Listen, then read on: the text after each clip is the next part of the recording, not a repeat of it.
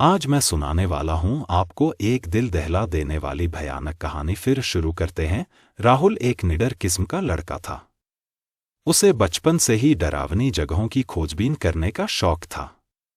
एक दिन गांव में अफवाह फैली कि जंगल के बीचों बीच एक पुरानी हवेली है जहां लोग जाते तो हैं पर लौटकर कभी नहीं आते।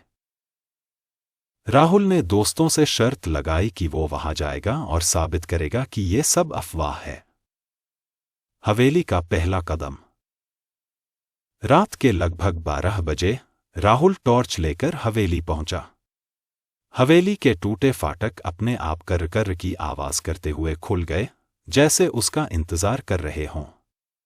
अंदर घुसते ही बदबूदार हवा और जंग लगे झूमरों की आवाज से माहौल और भी खौफनाक हो गया। हॉल में चारों ओर पुराने चित्र लगे थे। एक चित्र में एक औरत थी जिसके चेहरे पर घूंघट था।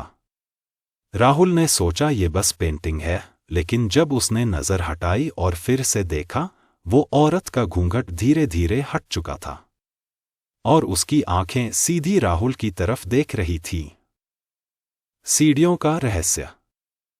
राहुल कांप गया, पर उसने हिम्मत नहीं हारी। वह ऊपर की सीढ़ियां चढ़ा।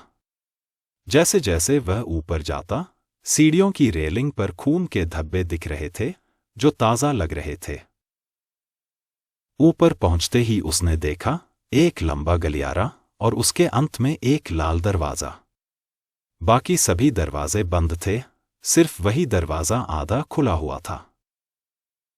राहुल अंदर गया। आखिरी कमरा। कमरे के बीचों बीच एक लकड़ी की कुर्सी पर कोई बैठा था। उसकी पीठ राहुल की तरफ थी।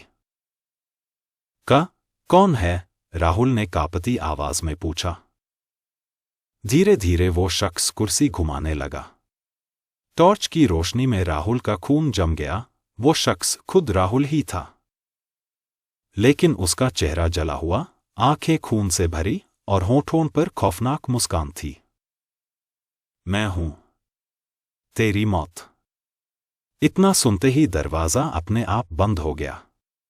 बाहर से तेज चीखें सुनाई देने लगीं, जैसे 100 लोगों को एक साथ जिंदा जला दिया गया हो। राहुल दरवाजा पीटता रहा, लेकिन कमरा छोटा होता गया। दीवारें पास आती गईं और आखिरी आवाज बस राहुल की चीख थी। अगले दिन जब गांव वाले हवेली पहुंचे तो लाल दरवाजा बंद था, लेकिन उसके नीचे से ताजा खून बह रहा था। आज के लिए बस इतना ही। और डरावनी कहानियां सुनने के लिए लाइक और सब्सक्राइब करें। धन्यवाद।